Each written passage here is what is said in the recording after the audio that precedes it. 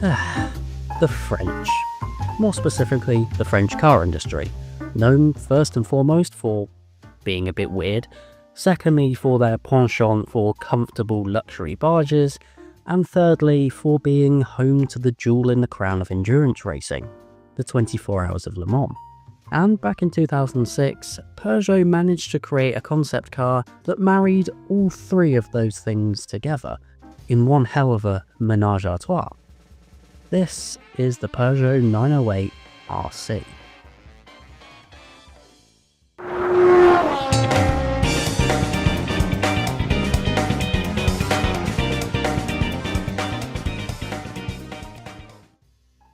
So it's the mid-2000s and Peugeot are planning their return to the top class of Le Mans.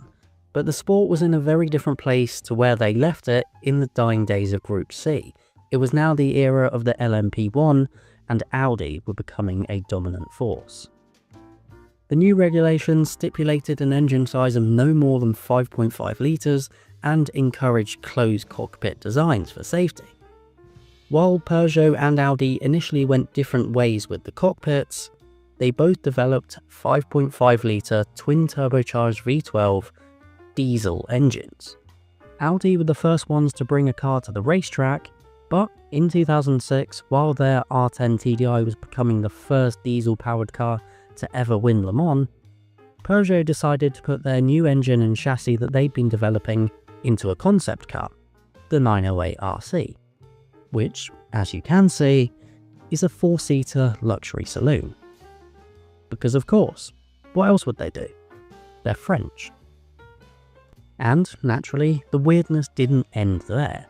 Just like in the race car that it would spawn the following year, the engine was located behind the driver, sending the full 700 horsepower and 885 foot-pounds of torque to the rear wheels via a 6-speed sequential gearbox. Peugeot claimed the top speed for the 908 RC of 300 km an hour, or 186 miles an hour, but I don't know, that seems pretty conservative to me, especially considering the car's aerodynamic looking shape. With its short nose, short overhangs and long wheelbase, it truly looks like no other car that I've seen in terms of its proportions. But maybe there's a reason for that.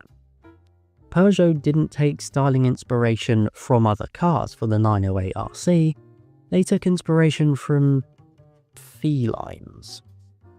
I quote, "The areas either side of the bonnet create the effect of the cat's cheeks, with the bonnet tapering down to a nose, while the LED lights create a faint outline like the pupil of an eye." Sure, Jan.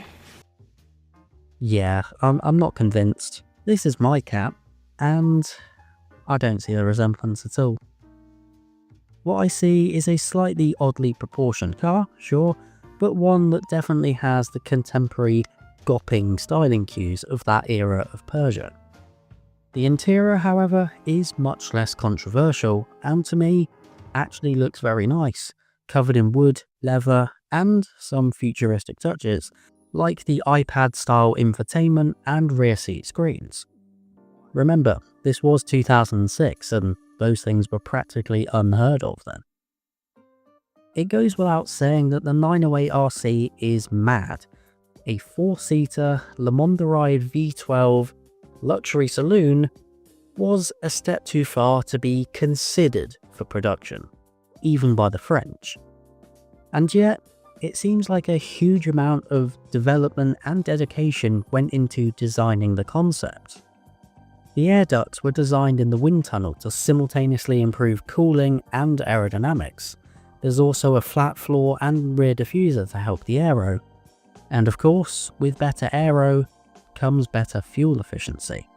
Sure, that point is a little bit moot in an almost 2-ton, 700 horsepower V12 luxury saloon, but in an endurance race, it could be critical, the difference between winning and losing.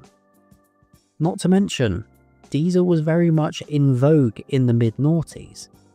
In a weird way, it almost made sense for Peugeot to demonstrate how far that they could push the technology. And, as we know, the weird way is the French way. The Peugeot 908 RC gets 3 Baileys out of 5.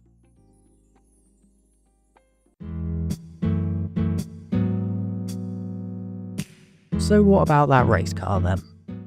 Well, the 908 HDI FAP. Stop laughing in the back, it's just the French translation of a diesel particulate filter, okay? It's very boring. Anyway, the car would make its racing debut at the 2007 Monza 1000 kilometers, and safe to say, it did pretty well. The two 908s finished in first and third, securing pole position and the fastest race lap on the way. But 2 months later, it was time for the big one, the 24 Hours of Le Mans. Peugeot would again field 2 cars, but unfortunately one would retire due to mechanical failure, while the other one was beaten by Audi, who would take their 4th consecutive win and their 2nd with diesel power. They would return in 2008 for Le Mans, but it was a similar story, again getting beaten by the Germans, until in the 2009 edition of the race, they did it, securing historic 1-2, their first win in 16 years since they left the sport with the V10 powered 905. They would once again leave endurance racing in 2012, but the 908 had a hell of a run. 2 Le Mans Series drivers titles and 3 Constructors Championships to its name.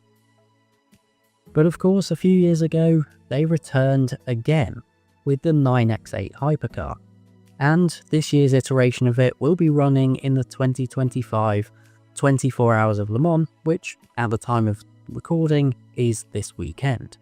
Also during the Le Mans weekend, they're reportedly announcing and unveiling a new 208 GTI. So while I don't expect Peugeot to win the race, it's a sign that maybe they're returning to their faster, more fun and more French ways of old. And that can only be a good thing. Thanks for watching.